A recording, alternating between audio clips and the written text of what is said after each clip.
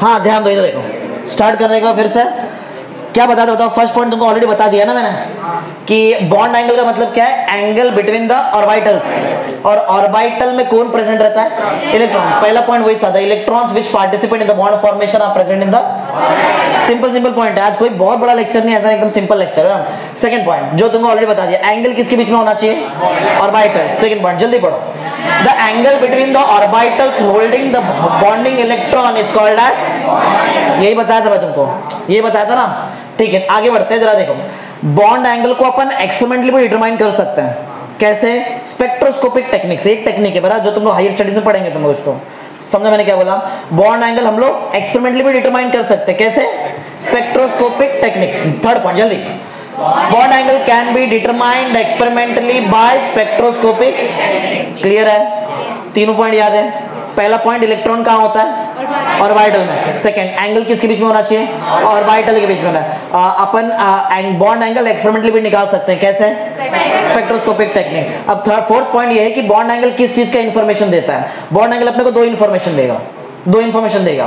पहला information, shape of the molecule, मतलब shape of molecule का शेप बता देगा। दूसरा, सेंट्रल एटम क्या है वो बता देगा। समझा मैंने क्या बोला, बोलो दो कौन सा चीज, शेप ऑफ द मॉलिक्यूल और सेंट्रल एटम। लास्ट पॉइंट जल्दी, value of bond angle gives an idea about the central atom and the shape of the, हो गया। चारों पॉइंट याद है, सबको याद है क्या। बॉन्ड एंगल अपन क्वेश्चन पढ़ रहे थे, इसमें इलेक्ट्रॉन कहाँ होता है, एंगल किसके बीच में होना चाहिए, याद है ना, ये दो पॉइंट याद है। फिर अपने थर्ड पॉइंट देखा कि वहां देखा कि अपन बॉन्ड एंगल एक्सपेरिमेंटली भी डिटरमाइन कर सकते हैं। कैसे, स्पेक्ट्रोस्कोपिक टेक्निक, सबको याद है ये पॉइंट। फिर अपने फोर्थ पॉइंट देखा कि अपन बॉन्ड एंगल से अपने को दो इंफॉर्मेशन मालूम पड़ेगा, एक है शेप ऑफ और दूसरा सेंट्रल एटम। हो गया, पहला क्वेश्चन हो गया। आगे बढ़ते, सेकंड क्वेश्चन जल्दी पढ़ो। बॉन्ड एंथैल्पी, एंथैल्पी का मतलब पहले भी सिखाया मैंने तुमको, एनर्जी। इसका मतलब क्या है, इसका मतलब बहुत सिंपल है, एक मोल बॉन्ड तोड़ने के लिए जो एनर्जी लगा, एक मोल समझ में आता है, 6.022 इंटू 10⁻23, इतना बॉन्ड तोड़ने के लिए जो एनर्जी लगा उसको बोलेंगे bond enthalpy. Sir bond enthalpy क्या है, the amount of energy required to break 1 mole of bond. अब बॉन्ड किसके बीच में होता है, दो एटम के बीच में। और एंथैल्पी अपन याद है, आयनाइजेशन एंथैल्पी पढ़ा है पहले, वो सिर्फ गैस में लगता है, पढ़ा ना, गैस से एटम में पढ़ा था ना अपन ने। तो ये भी किस में लगेगा, गैस में। तुमको बेसिक मतलब समझा क्या है, बॉन्ड एंथैल्पी का मतलब है एक मोल बॉन्ड तोड़ने के लिए जो एनर्जी लगा वो बॉन्ड एंथैल्पी। समझ रहे हैं, अरे बोलो, एक मोल बॉन्ड तोड़ने के लिए जो एनर्जी लग रहा है वो बॉन्ड एंथैल्पी। क्लियर है, किस में देखेंगे अपन, बॉन्ड किसके बीच में होना चाहिए, दो एटम के बीच में, और दोनों एटम गैस स्टेट। हो गया, जल्दी फर्स्ट पॉइंट जल्दी, the amount of energy required to break 1 mole of bond of one type का मतलब सेम टाइप का बॉन्ड तोड़ रहे हैं अपन, सब बॉन्ड सेम टाइप का है। जैसे कि कोवेलेंट, सब कोवेलेंट 6.022 इंटू 10⁻23 कोवेलेंट बॉन्ड को तोड़ रहा है, या फिर इतना आयनिक बॉन्ड को तोड़ रहा है। सब का सब बॉन्ड वन टाइप का, सेम टाइप का होना चाहिए, वन टाइप। आगे, present between two atom, bond तो दो एटम के बीच में रहता है, और दोनों एटम कौन सा स्टेट में होना चाहिए, आगे in the gaseous state is termed as bond. आगे अपने को मालूम पड़ गया है, बॉन्ड एंथैल्पी का मतलब है एक मोल का बॉन्ड तोड़ने का है, वो दो, एक मोल का जो बॉन्ड है वो बॉन्ड दो एटम के बीच में होता है, और दोनों एटम गैस स्टेट में होता है। ये पहला पॉइंट था, समझ में आया, बोलो सबको क्लियर। अच्छा, एक क्वेश्चन का जल्दी फटाफट आंसर दे जाओ, और यहाँ पे हम लोग देखते हैं वो तुमको चीज समझाए कि नहीं। देखो ध्यान दो, देखो मेरे को बताने का, जो मैं मॉलिक्यूल बना रहा है ये डाई एटॉमिक मॉलिक्यूल है कि पॉली एटॉमिक मॉलिक्यूल है। समझ मेरा क्वेश्चन क्या है, मैं कुछ बनाएगा और बताने का डाई एटॉमिक है कि पॉली एटॉमिक है, बोलो। डाई एटॉमिक मॉलिक्यूल है, इसमें एक बॉन्ड है, इसको तोड़ दिया, बॉन्ड एंथैल्पी, तोड़ दिया। ऐसा एक मोल का बॉन्ड तोड़ा तो बॉन्ड एंथैल्पी। लेकिन ये अगर मैंने बॉन्ड तोड़ दिया तो क्या ये डिसोसिएट हो गया, टूट गया, पूरा अलग हो गया, क्या पूरा अलग हो गया, तो ये केस में डिसोसिएशन एनर्जी आएगा। क्या तुमको लग रहा है, मतलब डिसोसिएशन एनर्जी मतलब डिसोसिएट करने के लिए एनर्जी जो लगता है वो डिसोसिएशन एनर्जी, क्या ये केस में डिसोसिएशन एनर्जी ही बॉन्ड एंथैल्पी है, बराबर ना। अरे तो सिंपल है, बॉन्ड तोड़ा तो डिसोसिएट हो गया, तो डाई एटॉमिक मॉलिक्यूल में बॉन्ड एंथैल्पी ही क्या रहेगा, डिसोसिएशन। जल्दी नेक्स्ट पॉइंट जल्दी पढ़ो फटाफट। For diatomic molecule the dissociation energy is same as bond enthalpy। एकदम सिंपल पॉइंट था, मतलब समझा, बहुत इजी लगेगा, ध्यान दे रहे हैं। नेक्स्ट, अभी नेक्स्ट कुछ नया देखते हैं। जैसे कि हम लोग आते हैं पॉलीएटॉमिक मॉलिक्यूल, जैसे कि समझो H2O वाटर, वाटर का मॉलिक्यूल H2O वाला मॉलिक्यूल, बराबर। ये मॉलिक्यूल डायटॉमिक है कि पॉलीएटॉमिक है? ये डाई के पॉली, बोलो जरा देख के देखो। H2O कितना एटॉम है इसमें? 3 है, 2 हाइड्रोजन 1 ऑक्सीजन, डाई है, पॉलीएटॉमिक है।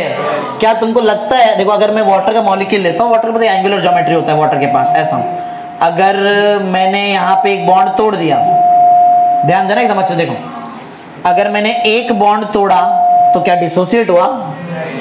पूरा टूटा क्या?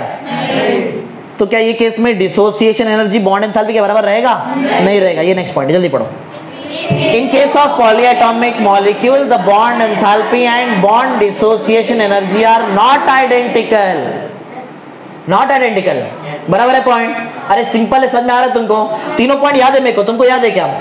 एक मोल का बॉन्ड तोड़ने के लिए जो एनर्जी लग रहा है वो बॉन्ड एंथैल्पी, और बॉन्ड 2 एटम के बीच में रहता है, दोनों एटम गैस स्टेट में रहता है। ये पहला पॉइंट था। सेकंड पॉइंट, अगर डायटोमिक मॉलिक्यूल है तो बॉन्ड एंथैल्पी ही डिसोसिएशन एनर्जी, अगर पॉलीएटॉमिक मॉलिक्यूल है तो बॉन्ड एंथैल्पी कभी भी डिसोसिएशन एनर्जी से मैच नहीं कर सकता। सिंपल, समझ में आ गया? नेक्स्ट पढ़ते हैं। ये वाटर का मॉलिक्यूल देखो, तो वाटर में टूटेगा तो पहले एक टाइम पे एक ही बॉन्ड टूटेगा ना, एक बॉन्ड टूटा तो बोलो कौन कौन अलग हो, कौन सा 2 पार्ट बना? H और वाटर में तोड़ा H और OH बना। ये केस में एंथैल्पी, फर्स्ट टाइम जो एंथैल्पी लगा है बॉन्ड एंथैल्पी वो है 502 किलोजूल पर मोल। 502 पर मोल मतलब एक मोल के पीछे उतना एनर्जी है 502 किलोजूल का, बराबर है। क्या पूरी तरह से वाटर टूटा है क्या? OH बाकी है, OH बाकी है, OH को ले लिया, तोड़ दिया, O अलग हो जाएगा, अब पूरा टूट गया। अब जो एंथैल्पी आएगा वो थोड़ा कम रहेगा। देखो अब बॉन्ड एंथैल्पी कितना है? 427 किलोजूल पर मोल, बराबर है, समझा? तो अगर कोई तुमको पूछे कि वाटर का बॉन्ड एंथैल्पी कितना है, तो क्या ये बोलेंगे 502 किलोजूल, 427 किलोजूल? नहीं। क्या निकाले, कैसे नहीं? दोनों का मीन या फिर एवरेज निकालना पड़ेगा।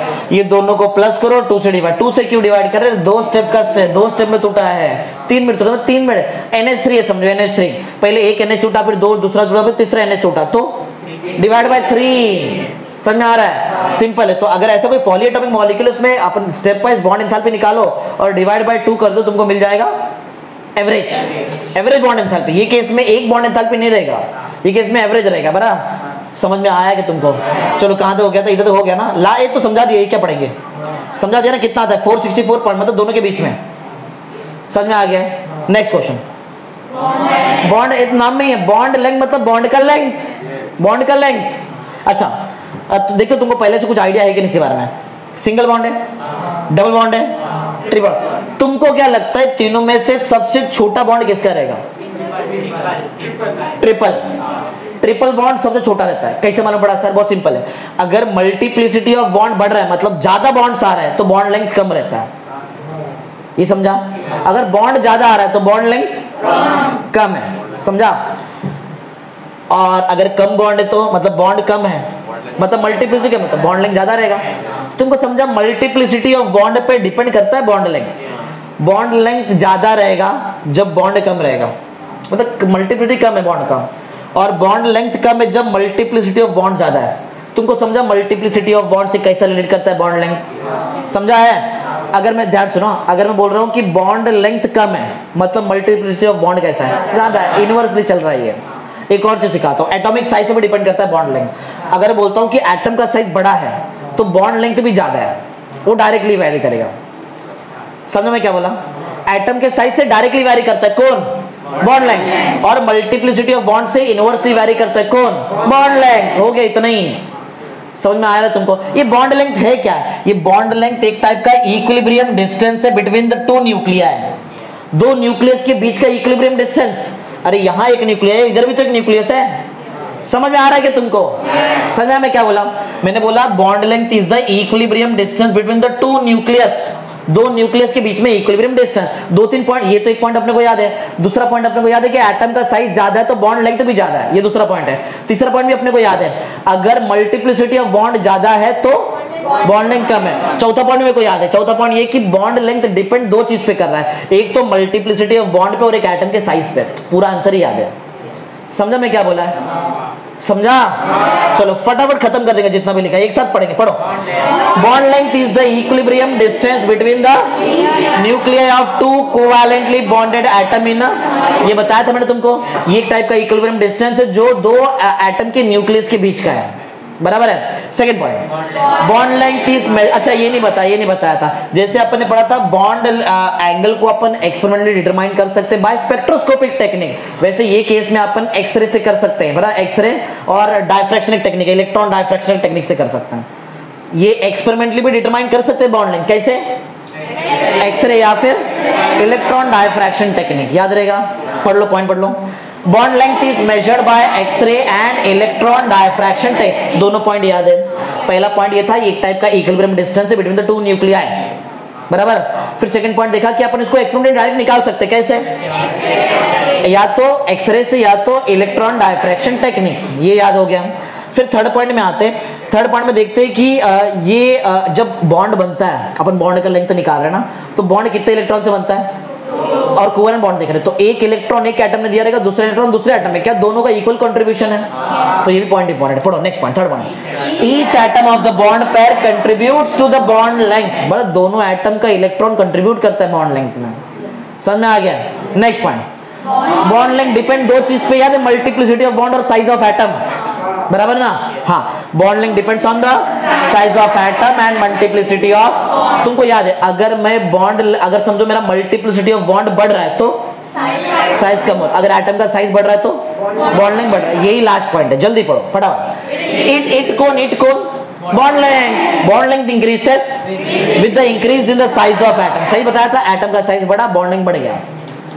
डिक्रीज कब होएगा बॉन्ड लेंथ? जब मल्टीप्लिसिटी बढ़ेगा, मल्टीप्लिसिटी बढ़ रहा है ना, यहाँ पे ज्यादा आ रहा है, तो बॉन्ड लेंथ कम हो जाएगा अपने आप, and decreases with the increase in the multiplicity, एकदम इजी है, समझ में आ गया, पूरा कॉलम अपने को याद है। दूसरे को, अच्छा इसमें कुछ देखते हैं, इसमें बॉन्ड लेंथ को हम लोग पीएम में मेजर करते हैं, पिकोमीटर, या फिर एंगस्ट्रॉम में भी करते हैं, पिकोमीटर, पीएम मतलब पिकोमीटर, एक पिकोमीटर 10⁻⁻12 मीटर होता है, याद रहेगा, एक पिकोमीटर 10⁻⁻12 मीटर, एक एंगस्ट्रॉम कैसे लिखते हैं, 1 डिग्री लिख देने को, पता है डिग्री छोटा कर दिया ऐसा, तो एक एंगस्ट्रॉम यूनिट कितना होता है, ये होता है 10⁻10 मीटर, याद रहेगा, समझा? बॉन्ड लेंथ को दो पैरामीटर में अपन देखते हैं, ये टेक्स्ट में दिया नहीं है कि पिकोमीटर कितना मीटर, ये मैं खुद से लिख दिया, तुमको याद होना चाहिए, एक पिकोमीटर कितना मीटर, 10⁻12 मीटर, और एक एंगस्ट्रॉम बहुत छोटा यूनिट है, बहुत एकदम छोटा, माइनस में जा रहा है, देखो एकदम, बराबर, समझ में आ गया? आंसर दो फटाफट। सिंगल बॉन्ड और ट्रिपल बॉन्ड में छोटा बॉन्ड कौन सा है?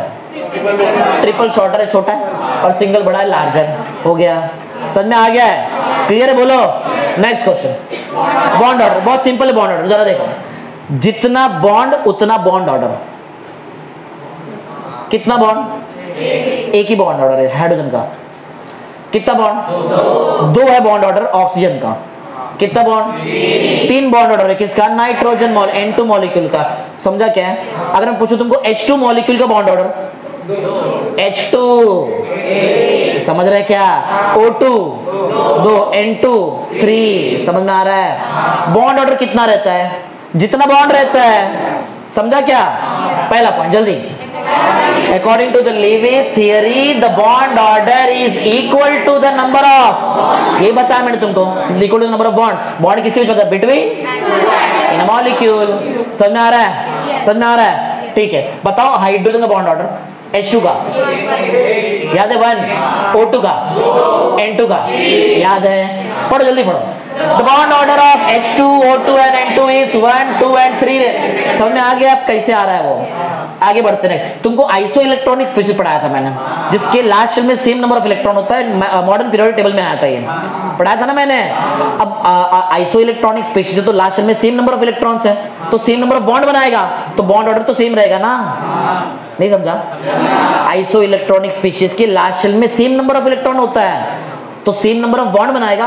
अब बॉन्ड का नंबर सेम, तो बॉन्ड ऑर्डर तो सेम ही रहेगा ना, अरे क्योंकि बॉन्ड ऑर्डर उतना होता है जितना बॉन्ड होता है, समझा क्या? तो अगर मैं आइसो इलेक्ट्रॉनिक मॉलिक्यूल बोलूं या फिर आयन बोलूं, तो उसका बॉन्ड ऑर्डर कितना रहेगा? Same, identical. जल्दी पढ़ो, iso electronic molecules and ions have identical, simple point है, समझा रहा हूँ, पढ़ रहे हैं अपन, बहुत सिंपल सिंपल इतना कर रहे हैं, बोलो क्लियर है? तुमको याद है अगर मुझे बॉन्ड एंगल मालूम पड़ गया तो मेरे को मालूम पड़ जाता है कि सेंट्रल एटम क्या है, और मेरे को ये भी मालूम पड़ता है कि शेप ऑफ मॉलिक्यूल क्या है, याद है? वैसे ही अगर तुमको बॉन्ड ऑर्डर मालूम पड़ जाए तो तुम लोग बता सकते हैं मॉलिक्यूल का स्टेबिलिटी, समझ रहे हैं? पॉइंट पढ़ो, fourth point, stability of molecule can be determined by knowing the, समझा? क्लियर है? नेक्स्ट पॉइंट में आते हैं।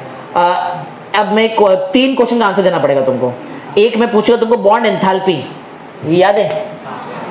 बॉन्ड एंथैल्पी, एक बॉन्ड, पहले बॉन्ड एंथैल्पी बता दो आंसर। बॉन्ड लेंथ बताओ इसका पहले, इधर देखो, इधर देखो, बॉन्ड लेंथ शॉर्ट है क्या लार्ज है?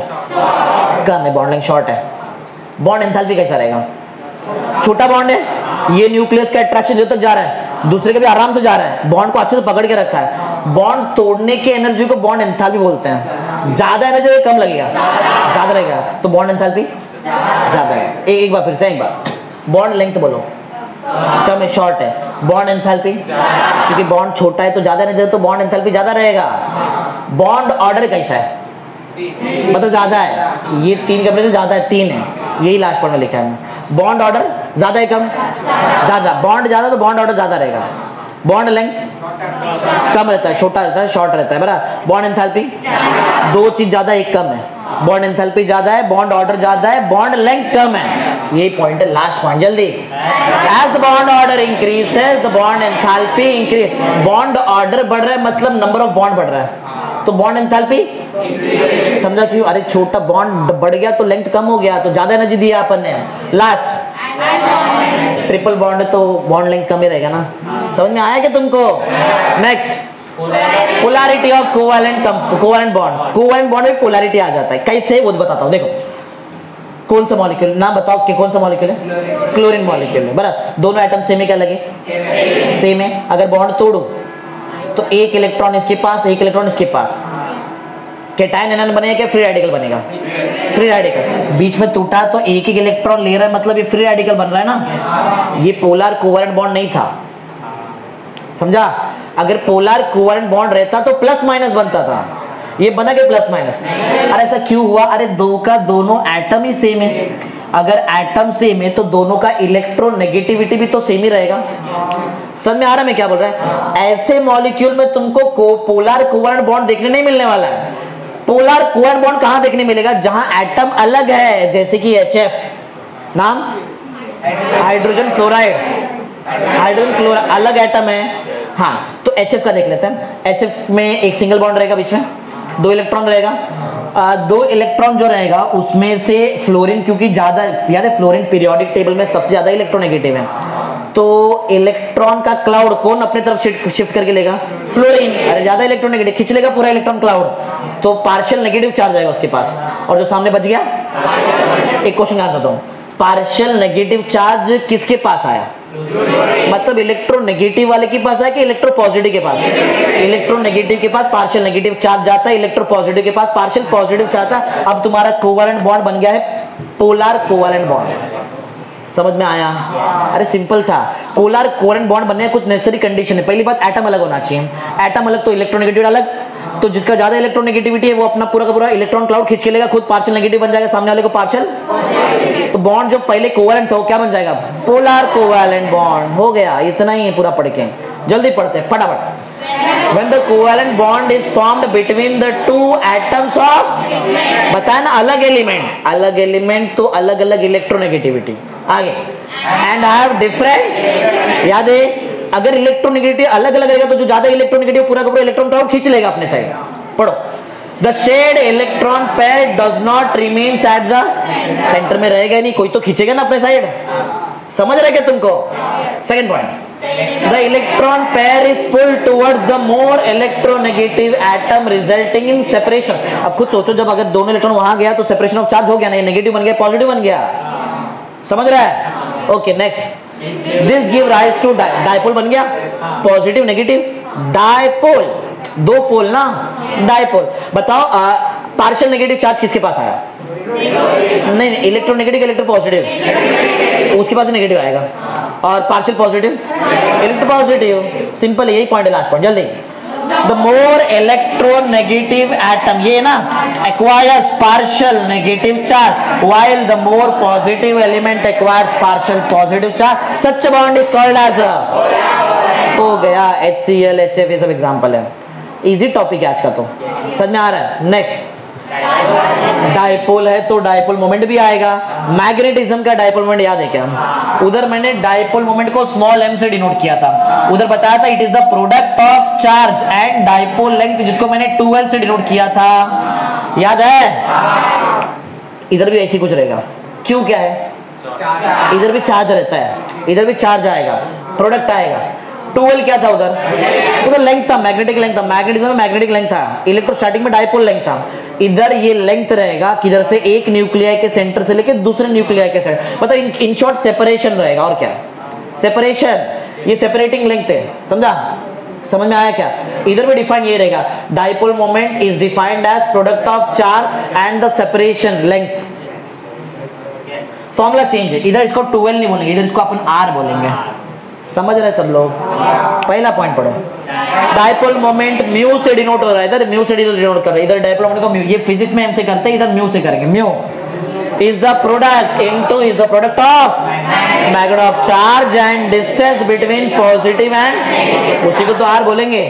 फॉर्मूला बराबर सेम है, देखो mu equal to q into r, अच्छा छोटा q लिखो बड़ा q तो चार्ज है, बराबर है, और r सेपरेटिंग लेंथ है, बराबर डिस्टेंस ऑफ सेपरेशन, सिंपल है। वो केस में हमारा फिजिक्स में इसका डाइपोल मोमेंट का यूनिट किसको याद है?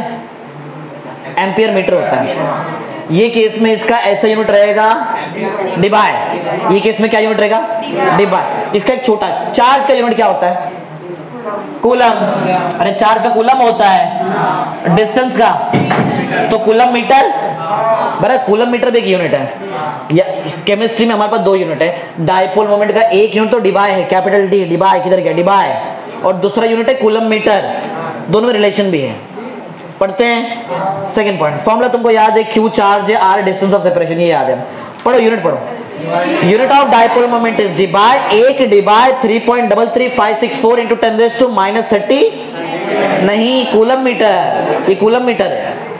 रिलेशन दिया, रिलेशन जैसे पढ़ाया था, 1 tesla is equal to 10⁻⁴ gauss, याद है क्या? 1 weber is equal to 10⁻⁸ maxwell, याद है ना? ये सब याद है। वैसे ही 1 डिवाइड 3.33564 इंटू 10⁻30 कूलम मीटर होता है, बराबर। C मतलब कूलम, M मतलब मीटर, इसके लिखा नहीं तो कोई सेंटीमीटर पढ़ लेगा उसको। बोलो क्लियर है? अच्छा अब नेक्स्ट पढ़ते हैं, क्या डाइपोल मोमेंट तुमको याद है? उस केस में डाइपोल मोमेंट एक वेक्टर क्वांटिटी था, इधर भी वेक्टर क्वांटिटी है। वहां पे डाइपोल मोमेंट का डायरेक्शन था नॉर्थ पोल से साउथ पोल, याद है? इधर भी ऐसी कुछ है, नॉर्थ पोल पॉजिटिव होता है, साउथ पोल तो एक्चुअली अभी तो अपन चार्ज से डील कर रहे हैं, तो पॉजिटिव से, समझा? एक बार फिर से, dipole moment is a vector quantity and it is directed from positive charge to and positive charge to negative charge, simple है। समझ रहे हैं? नहीं समझा? वेक्टर क्वांटिटी और पॉजिटिव से नेगेटिव डायरेक्टेड है, सिंपल। पढ़ो जल्दी। Dipole moment being a vector quantity is represented by a small arrow with tail, tail पीछे, टेल का टेल तो पॉजिटिव में रहेगा और हेड नेगेटिव की तरफ, ऐसी ना, and the positive centre with the tail on the positive center and the head towards the, simple है, ऐसी बताना। अरे टेल पीछे, हेड ना टुवर्ड डायरेक्शन तो इधर रहेगा नेगेटिव की तरफ। आगे जाते हैं, ये रिप्रेजेंट देखो, इधर देखो, HF का मॉलिक्यूल, फ्लोरीन ज्यादा इलेक्ट्रोनेगेटिव तो पार्शियल नेगेटिव चार्ज, हाइड्रोजन ज्यादा इलेक्ट्रोपॉजिटिव तो पार्शियल पॉजिटिव चार्ज। तो क्या ये कोवेलेंट बॉन्ड डाइपोल है? मतलब कोवेलेंट बॉन्ड पोलर है, पोलर कोवेलेंट बॉन्ड से डाइपोल आता है, डाइपोल से डाइपोल मोमेंट आएगा, क्लियर है? और डाइपोल मोमेंट का डायरेक्शन देख लिया अपन ने, पॉजिटिव से नेगेटिव। अरे इधर देखा ना अपन ने, पॉजिटिव से, याद रखो पूरा एंड तक लगेगा तुमको, एंड तक लगने वाला है। मैं क्या बोल रहा समझा? डाइपोल मोमेंट का डायरेक्शन कहां से कहां, सबको याद है? सबको याद है? चलो देख, अब मेरे को आंसर देना। देखो तो मैं यहाँ पे डाइपोल मोमेंट का डायरेक्शन बना के दिखाता हूँ। देखो तो क्या ऐसा कुछ डायरेक्शन है डाइपोल मोमेंट का, पॉजिटिव से? इधर एक ना मैं ऐसा कट करता हूँ, ये जो ऐसा कट किया मैंने प्लस वाला, बराबर, ये रिप्रेजेंट कर रहा है कि पूरा का पूरा इलेक्ट्रॉन डेंसिटी शिफ्ट हो गया फ्लोरीन के साइड, समझा? एक बार वो कट जो है वो क्या रिप्रेजेंट कर रहा है? Shifting of electron density from hydrogen towards, समझा? क्लियर है? मतलब इलेक्ट्रॉन चले गया उधर, खींच गया, फ्लोरीन ज्यादा इलेक्ट्रॉन नेगेटिव है, ऊपर लपड़ो। The cross arm, cross arm मतलब वो कट, कट कोई बोलते हैं क्या? Cross arm. The cross arm about the living structure indicates that the direction of shift of electron density towards more electronegative तो है फ्लोरीन। समझ में आ रहा है? समझ में आ रहा है क्या? एक क्रॉस आर्म समझा क्या तुमको? चलो नेक्स्ट, डाइपोल मोमेंट इन, अभी तक डायटोमिक चला था, इजी था एकदम, बराबर। पॉलीएटॉमिक है तो प्रॉब्लम आ जाएगा वहां पे। तो पॉलीएटॉमिक में कोई प्रॉब्लम नहीं, जितना जितना बॉन्ड है उसके हिसाब से सब जितना भी है, सब जितने बॉन्ड है, देखो हर एक बॉन्ड के पास क्या अपना खुद का डाइपोल मोमेंट होता है? अरे बॉन्ड के पास खुद का डाइपोल मोमेंट होता है क्या? रेड कलर का बनाया मैंने। तो अब पॉलीएटॉमिक मॉलिक्यूल तो मल्टीपल बॉन्ड्स आएंगे, तो उतना ज्यादा बॉन्ड का उतना पर्टिकुलर डाइपोल मोमेंट रहेगा, सबको लास्ट में प्लस कर देंगे लास्ट में, बराबर। देखते हैं first point, each polar bond in a polyatomic molecule has its, मतलब समझा क्या? इंडिविजुअल बॉन्ड का अपना खुद का अपना डाइपोल मोमेंट रहेगा। जैसे कि ये एक बॉन्ड है, दिख रहा है रेड वाला, वो उसका डाइपोल मोमेंट का डायरेक्शन है, बराबर है ना? ऐसे बोल रहे जब ज्यादा मौजूद, इधर देखो NH3, NH3 दिख रहा है क्या तुमको? समझ में आया NH3? एक क्वेश्चन का आंसर दो फटाफट, जल्दी जल्दी, ध्यान दे रहे सब लोग। तुमको मालूम है डाइपोल मोमेंट का डायरेक्शन किधर से किधर रहता है? H पार्शियल पॉजिटिव रहता है। अरे नाइट्रोजन पर लोन पे नेगेटिव रहेगा, नहीं है? देखो डायरेक्शन सही है क्या? बोलो। ये फर्स्ट NH बॉन्ड जो है इसका डाइपोल मोमेंट है, ये सेकेंड NH बॉन्ड का डाइपोल मोमेंट है। अरे पॉजिटिव से नेगेटिव, ये तीसरे बॉन्ड का डाइपोल मोमेंट है, तीनों मिलके प्लस हो जाएगा और नेट डाइपोल मोमेंट एकदम बड़ा ऊपर आएगा। सब ऊपर है ना? नहीं समझा? अरे अपना इंडिविजुअल बॉन्ड का अपना खुद का डाइपोल मोमेंट रहेगा। अगर पूरे पॉलीएटॉमिक मॉलिक्यूल का चाहिए तो सबका वेक्टर सम कर दो। समझ में आ रहा है? पहला पॉइंट तो क्लियर है। अच्छा, अब ये जो डाइपोल मोमेंट आ रहा है पॉलीएटॉमिक मॉलिक्यूल में, सिर्फ ये ऐसा नहीं कि ये डायरेक्ट इसको तीनों को प्लस किया आ जाएगा, ऐसा नहीं, इसमें बहुत सारा फैक्टर डिपेंड करता है। वो क्या क्या फैक्टर? टोटल 3 फैक्टर है। समझ में आ रहा है मैं क्या बोल रहा है? मैं बोल रहा है ऐसा नहीं कि डायरेक्ट तीनों को प्लस कर दिया आंसर आ गया, ऐसा नहीं रहता है। उसमें ये मॉलिक्यूल में बहुत सारे उसमें फैक्टर्स है जिस पे डिपेंड करेगा तुम्हारा नेट डाइपोल मोमेंट, मतलब टोटल डाइपोल मोमेंट। अब वो 3 फैक्टर पे डिपेंड करेगा, वो क्या क्या 3 फैक्टर सब पढ़ते हैं अपन। पढ़ो second point, the resultant dipole moment of molecule is decided by, देखो 3 चीज आएगा इसमें। पहला चीज पढ़ो, शेप ऑफ मॉलिक्यूल, इसका मतलब स्पेक्चुअल अरेंजमेंट ऑफ बॉन्ड, बॉन्ड कैसा अरेंज्ड है उसको बोलते हैं शेप ऑफ मॉलिक्यूल। समझा? पहले किस पे डिपेंड करेगा? शेप पे डिपेंड करेगा। क्लियर है? मॉलिक्यूल का शेप पे डिपेंड करेगा कौन? Dipole moment, net dipole moment of polyatomic molecule. दूसरा किस पे डिपेंड करेगा? Contribution of individual dipole. ऐसे तो 3 है तो ये तीनों डाइपोल मोमेंट पे डिपेंड करेगा, 2 हो गया। तीसरा, and those of lone pair of electron if any, इसका मतलब अगर प्रेजेंट है लोन पेयर तो इसका खुद का भी डाइपोल मोमेंट रहता है। समझा? तो ये जो इलेक्ट्रॉन है ना, इसका भी एक डाइपोल मोमेंट रहेगा ऊपर ऐसा, उसको भी प्लस मार देंगे सबके साथ। नहीं समझा? अगर समझो मैं बोलूं कि NH बॉन्ड का डाइपोल मोमेंट 2 है, दूसरे का भी 2 है, तीसरे का भी 2 है, बोलो कितना आएगा? 6 नहीं आएगा। ऊपर का जो लोन पेयर है, लोन पेयर वो भी कुछ तो कंट्रीब्यूट करेगा ना, अरे वो भी प्लस हो जाएगा। 6 से बड़ा है कम आएगा? बड़ा आएगा। वो कितना आएगा नहीं मालूम, अपने को थोड़ी लोन पेयर का मालूम है। समझा? बोलो क्लियर है? समझा? सबसे मेन फैक्टर कौन रेस्पॉन्सिबल था? वो ऊपर का लोन पेयर, वो भी इफेक्ट कर देता है डाइपोल मोमेंट में। समझ में आ रहा है? अपन ऐसा बोल रहे कि 6 मतलब ज्यादा रहेगा। अभी ज्यादा क्यों रहेगा? सबका डायरेक्शन, सब जितना भी बॉन्ड पेयर है ना, बॉन्ड पेयर का डाइपोल मोमेंट लोन पेयर के डाइपोल मोमेंट के डायरेक्शन से मैच हो रहा है, तो सब ऊपर है ना, सब प्लस हो जाएंगे। बाजू वाले में देखो, इधर मैं कुछ बनाता हूं, मेरे को इधर फटाफट जल्दी जल्दी आंसर दो। देखो ये जो मैंने बनाया है ये वाटर का मॉलिक्यूल है H2O। ऑक्सीजन के पास याद है जब ऑक्सीजन 2 बॉन्ड बनाता है तो 2 लोन पेयर होता है उसके पास, मालूम है ना? हाँ, तो यहाँ पे लोन पेयर है तो ये लोन पेयर का खुद का नेगेटिव साइन, इसका नेगेटिव साइन। ऑक्सीजन के पास लोन पेयर तो ऑक्सीजन डेल्टा नेगेटिव रहेगा, बाकी 2 डेल्टा बराबर। अपना डाइपोल मोमेंट तो बराबर पॉजिटिव से नेगेटिव डायरेक्टेड होता है, वापस पॉजिटिव से। ये जो मैंने डाइपोल मोमेंट बनाया ये किसका है? बॉन्ड पेयर का है कि लोन पेयर का है? ये बॉन्ड का है ना, बॉन्ड का है। बॉन्ड का डायपोल मोमेंट है ना, इतना ही आएगा, इससे ज्यादा आएगा, ज्यादा आएगा। क्यों? अरे लोन पेयर भी है, क्या लोन पेयर का डायपोल मोमेंट बराबर इसकी डायरेक्शन में दिखाई दे रहा है तुमको, इसके डायरेक्शन में, और ये वाला है ना ऐसा, तो ज्यादा आएगा डायपोल मोमेंट, बढ़ गया डायपोल 1.85 हो गया, बहुत ज्यादा है। एक मोमेंट ये देखो 1.48, समझ में आ रहा है? क्या लोन पेयर इफेक्ट करता है डायपोल मोमेंट को, बहुत जबरदस्त इफेक्ट करता है, दिख रहा है? कुछ और आते हैं यहाँ पे, इधर देखो, ये भी, ये तो वही अमोनिया का मॉलिक्यूल है, इधर नहीं बताऊंगा, ये समझ में आ गया तुमको? नया NF3 नाइट्रोजन ट्राइफ्लोराइड है, 3 फ्लोरीन है उसमें। अब देखो फ्लोरीन तो पीरियोडिक टेबल का सबसे ज्यादा इलेक्ट्रोनेगेटिव एलिमेंट है, इसके सामने चाहे नाइट्रोजन है चाहे कुछ भी हो जाए, फ्लोरीन ही नेगेटिव रहेगा। क्यों ऐसा? उससे ज्यादा इलेक्ट्रोनेगेटिव कोई है ही नहीं, तो सामने कोई भी आने दो, नाइट्रोजन जो पहले इलेक्ट्रोनेगेटिव चल रहा था, बोलो अब क्या बन जाएगा वो, और नीचे का तीनों फ्लोरीन। तो अगर मैं चेक करूं, इधर मैं अगर बॉन्ड पेयर का डायपोल मोमेंट चेक करूं तो वो ऐसा आएगा।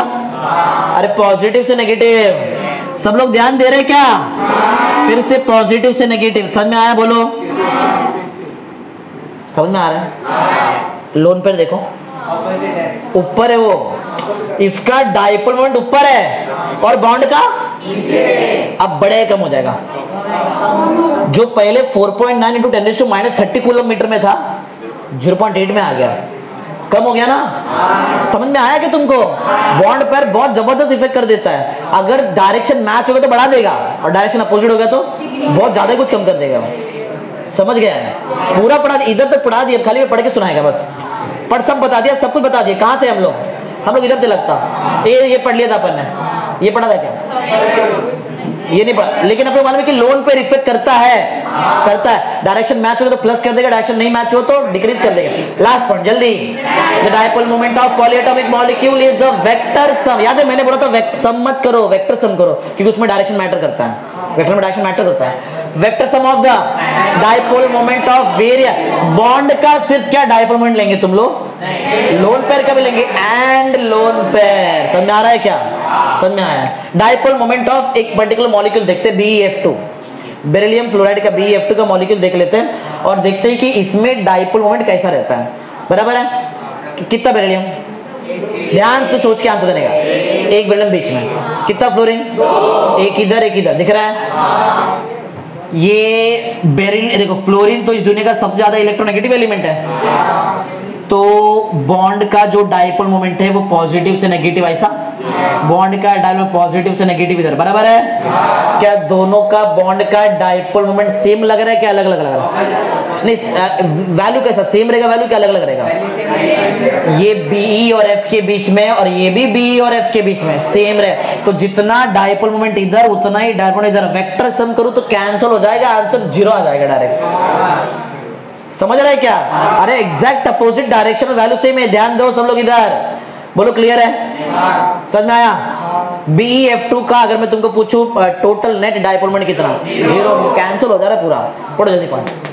BeF2 is a linear, लंबा molecule, linear molecule, and dipoles are in opposite direction and are of equal strength, so the net dipole moment of BeF2 is 0। हो गया, खत्म। समझ में आ गया पूरा?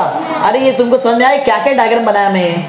हाँ, next dipole moment of BeF3, boron का ट्राइफ्लोराइड है, करते हैं। कितना बोरॉन बीच में रहेगा, बोरॉन कितना फ्लोरीन, 360 रहता है, 3 पार्ट में डिवाइड मारते हैं, 120 का एंगल कल पढ़ाया था sp2 हाइब्रिडाइजेशन, याद है? इधर एक फ्लोरीन रहेगा, इधर एक फ्लोरीन रहेगा, पीछे एक फ्लोरीन, बीच में B। समझ में आ रहा है? बीच में B है, ऊपर एक, इधर एक फ्लोरीन समझो, इधर एक फ्लोरीन और नीचे एक फ्लोरीन, और सबके बीच में कितने का एंगल, 120 का एंगल। बराबर है?